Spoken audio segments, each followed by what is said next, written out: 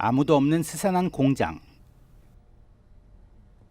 일을 마치고 퇴근하는 직원이 불을 끄자 한 구석에 여자의 형체가 어렴풋이 보입니다. 이상한 기분에 불을 켜고 확인하는데 형체는 온데간데 없고, 하지만 불을 다시 끄자 형상이 나타나고 어느새 코앞에 다가와 직원을 노려봅니다.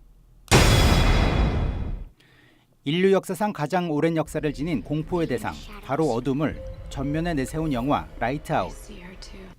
라이트아웃은 스웨덴의 데이비드 F. 샌드버그 감독이 2013년 제작한 2분 30초 분량의 동명 단편에서 비롯된 작품으로 현 세대 호러 거장이자 컨저링을 연출한 제임스 완이 제작을 맡은 샌드버그 감독의 장편 데뷔작입니다.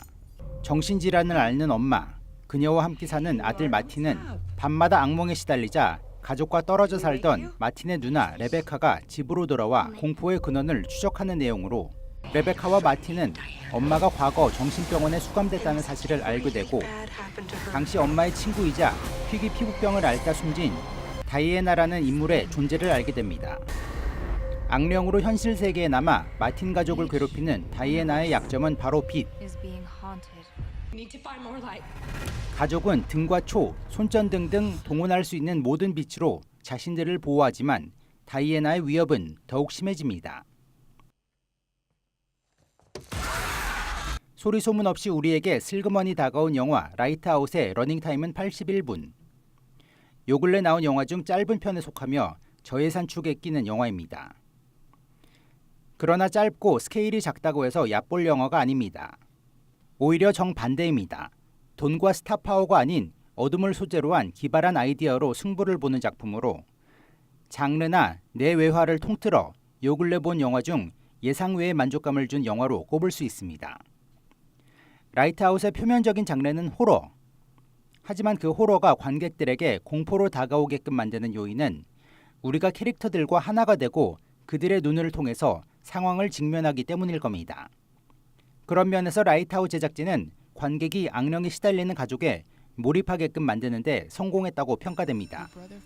아버지 없이 홀로 아이를 돌보는 엄마, 정신질환에 시달리는 엄마이지만 그녀를 보호하려는 어린 아들, 가출했지만 남동생의 안위가 걱정돼 집으로 돌아와 가족을 돌보는 딸, 심지어 딸의 남자친구도 제3자라면 얼토당토하게 취급할 귀신 이야기를 진정성 있게 받아들이며 따뜻하고 매력적으로 그려집니다. 특히 꼬마 아들 마틴 역의 가브리엘 베이트맨은 아역 배우라고 하기 무색할 정도의 뉘앙스 가득한 연기를 펼쳐 제 눈길을 잡았습니다. 영화의 비주얼은 빛과 어둠, 그리고 그 둘의 대조를 잘 살린 것으로 평가됩니다. 처음 어둠 속 형체만 보이는 다이애나의 모습도 소름이 끼치는데요. 실제 모습을 다 보여주는 것이 아닌 어둠과 그림자 속 실루엣과 눈만 보여줌으로써 미지의 공포 요소를 더욱 증폭시킵니다.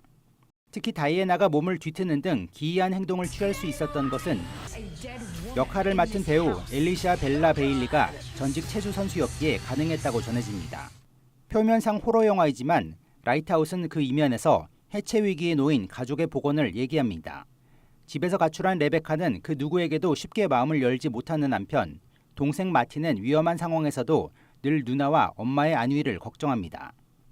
다이애나의 존재를 알게 된 레베카는 이후 마틴과 함께 집에서 도망치려 하지만 마틴은 집에 남아 엄마를 지켜야 한다고 주장해 둘은 엄마를 버리지 않고 다이애나와 마주합니다. 라이트아웃은 마케팅 등 홍보물에 대대적으로 제임스 완이 제작자라는 점을 내세웁니다. 샌드버그 감독의 장편 데뷔작이기에 후원자를 내세웠던 게 아닐까 싶기도 한데요. 라이트아웃은 좋은 아이디어와 뛰어난 실행력만 있으면 제작 규모와 관계없이 충분히 경쟁력 있는 작품을 선보일 수 있다는 유쾌한 정석과도 같은 호러 영화입니다.